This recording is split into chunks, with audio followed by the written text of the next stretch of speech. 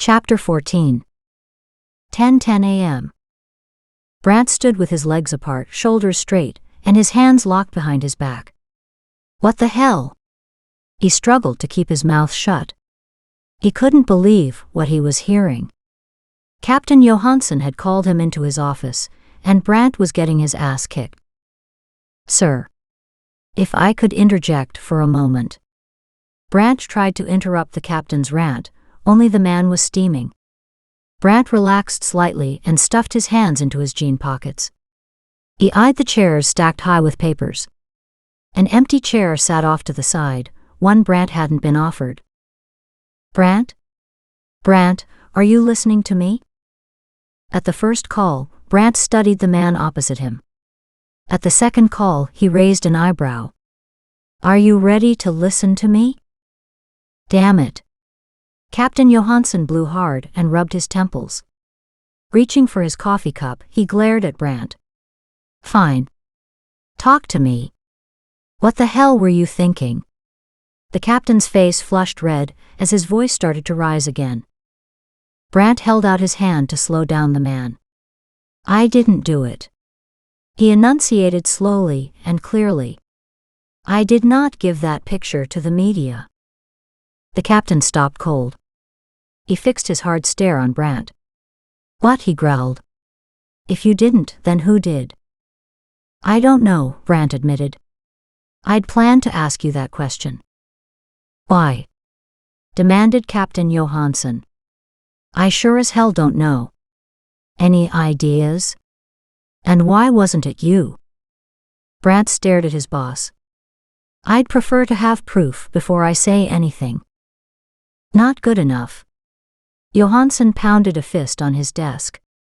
I want to know what you know, and now. What could he say? Brant shrugged his shoulders. I don't know anything, sir. I showed the picture at the debriefing meeting yesterday, so anyone who'd been there knew. As would anyone they might have shown the picture to. And yet a couple names on the force came to your mind. The captain glared at him, waiting. Brant avoided answering. It's the why that bothers me. If someone wanted to help, you'd think they would have included me in the plan. Which means someone may be out to discredit me instead. The captain glanced at his desk, a frown furrowing his brows. Brant added one other point. Or the department. He paused for a moment, considering his next words carefully. I'll tell you this. Kevin doesn't appreciate me having Sam on board, except he appears to hold the department in high regard. And Dylan barely speaks to me. Except yesterday, he came to talk to me about the ring. If he did this, he may have thought he was doing me a favor. He shrugged again. In both cases, it could mean nothing. Did you give Dylan the picture? He walked into my office with a copy, Brant clarified. All I know is, I didn't give it to the media. Therefore, someone else did. Captain Johansson played with his pen, thinking hard. And because so many people had access to the sketch, anyone could have leaked it.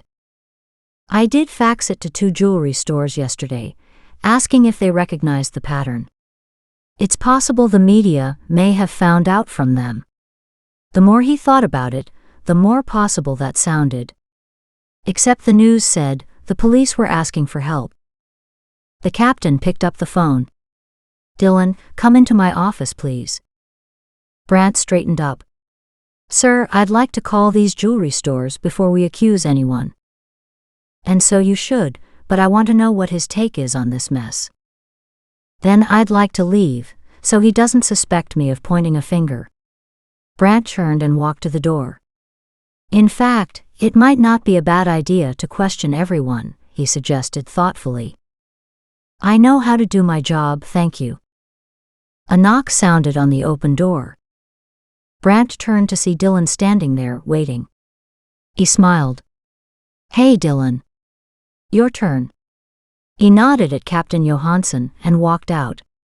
I'll get to work if there's nothing else, sir. Without waiting for a response, Brant walked out. Feeling like he'd just barely escaped, he headed to his desk. Once there, Brant sorted through the sizable stack of files on his desk and pulled out 2. He tried to focus on them, only his thoughts refused to organize. They kept returning to the news broadcast and the person responsible. Who could have done that? Still of bigger concern was the case itself. Picking up the phone, he continued to work down his list of jewelry stores. 10:30 a.m. That was close. How the hell had his name come up, and so fast? Self-consciously, he glanced around to see who might be watching. No one appeared to notice as he poured a cup of coffee and walked to his desk. Captain Johansson didn't know much, so maybe he was doing a check on everyone. Dylan grinned. Good thing he had such an honest face. Besides, what was the big deal?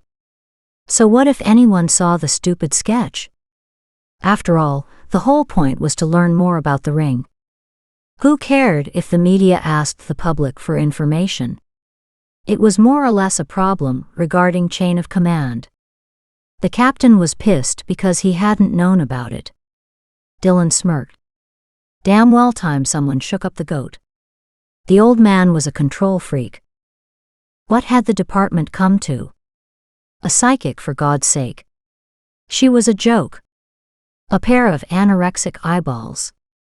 Talk about someone who should have been shown the door the minute she walked in.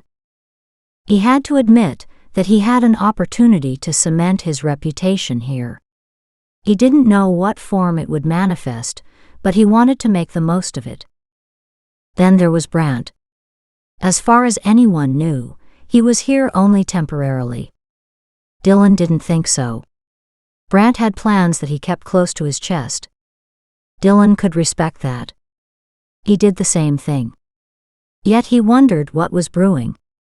Brant had managed several private meetings with Captain Johansson. Plans could involve the psychic. Whatever she had going for her, Brant seemed interested. And that was just as ludicrous. Unless mercyfucks were this month's good deed. Dylan chuckled. Yet she had something to offer, or Brant wouldn't waste his time. Dylan quickly pulled a notebook from the left side drawer and wrote some notes on what he'd found out about her so far. He didn't have much, just bits and pieces of gossip gleaned from hanging around Kevin's team. Adam was a great source and, of course, the office grapevine. That had kicked in days ago. In a place like this, it could usually be counted on for accuracy. It was a start. He'd source out her history and all the rest soon. Very soon. The bottom line? She needed watching. 10:35 a.m.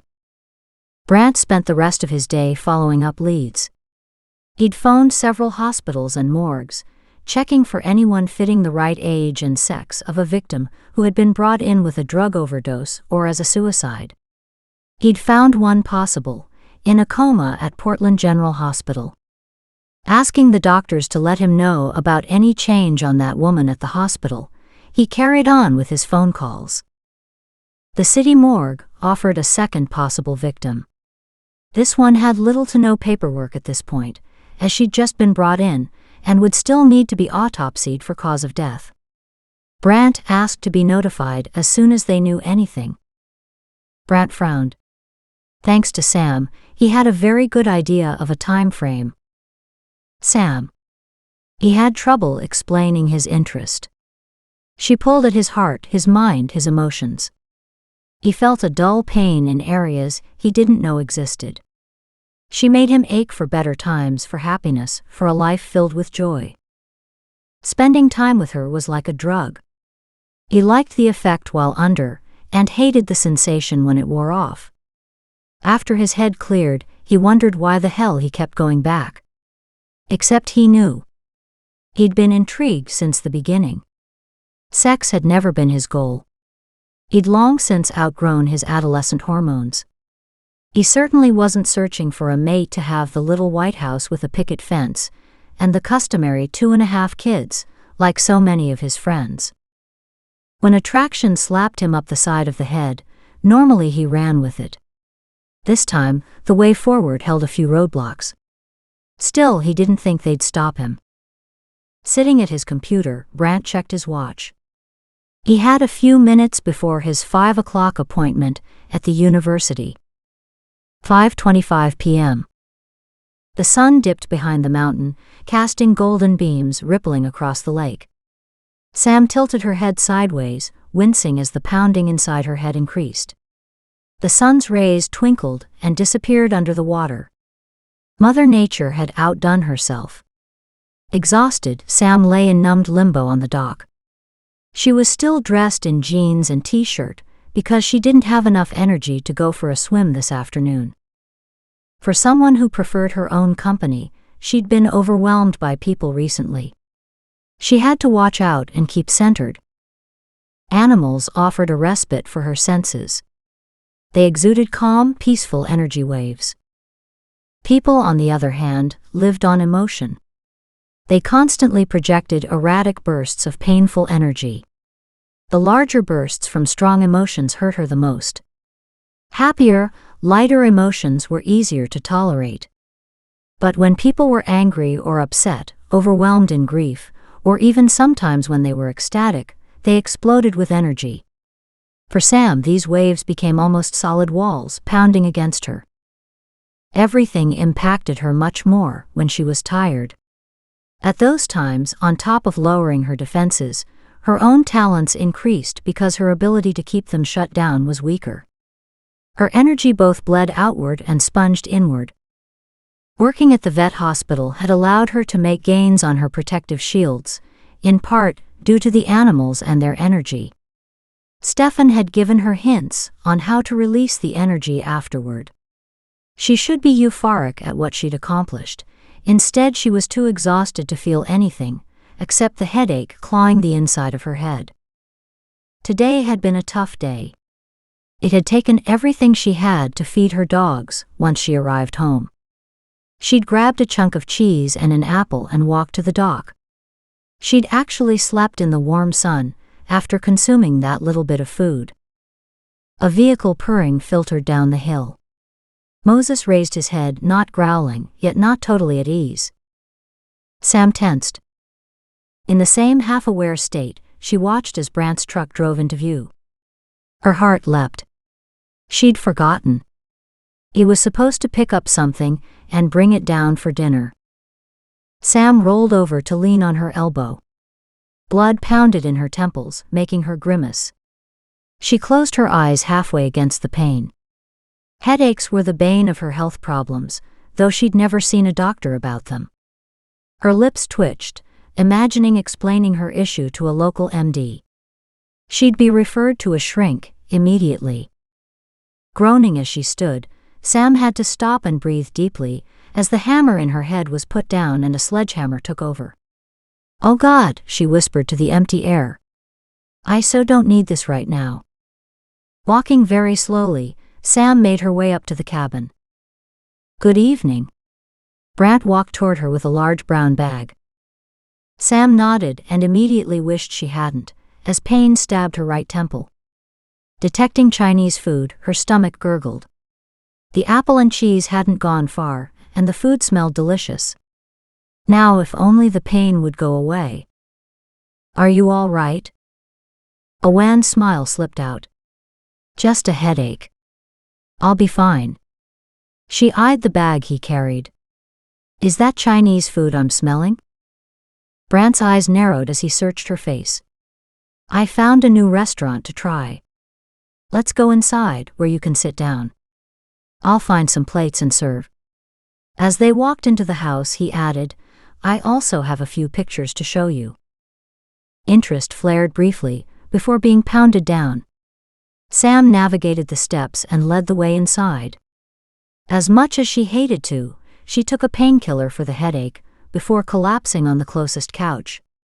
She let Brant deal with the food. She closed her eyes. Paper rustled, china clanged, and the aroma made her stomach sing. She hoped he picked up her favorite dish, chicken chow mein. "Sam, sit up and eat. You'll feel better." She opened her eyes to see Brant holding out a plateful. She placed it on the table between the two couches. Brant sat opposite her. It heaped her plate high with saucy noodles, chicken, and lovely crisp vegetables. She'd be lucky to eat half of it.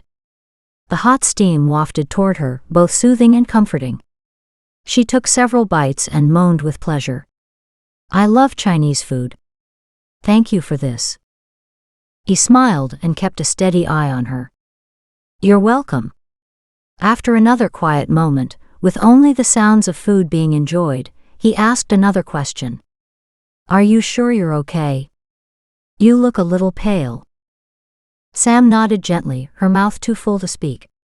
"Yes, sometimes I get these bad headaches." He'd been right, she was feeling slightly better. The headache, although not gone, had receded slightly. To change the subject, she nodded to several pictures upside down on the table. "What are those?" He flipped the pictures over and spread them out. 4 different pictures of snake and leaf designs lay in front of her. Interesting. She leaned forward to study them. After a few minutes, Brant shifted his position. "Well, what does that mean?" Sam looked up at him. "It means they're close, just not the same as the one I saw." "How can you tell?" Brant leaned forward, pushing the papers closer. "They're all so similar." She took another bite of noodles. Similar but not the same. In the left one, the snake wraps around the outside of a leaf, not a clover leaf. In the right one, you can't tell if it's a snake or a rope or something similar. Brant, shaking his head, collected the pictures together. At her nod, he stacked the pictures into a pile. "Have you had any more visions or seen anything else?" "No, nothing yet." They continued to eat in contemplative silence for a few more minutes. The corners of Sam's mouth slid downward and her eyes closed. God, she was tired. She put down her half-full plate. "Are you sure you can't eat a little more?" She softly shook her head, without opening her eyes. "Sorry, it's my headache. Let me just close my eyes for a few minutes." "No problem. Lie down and rest. I'll clean up." Sam was past arguing. With a warm, full tummy, fatigue drew her in and she slept.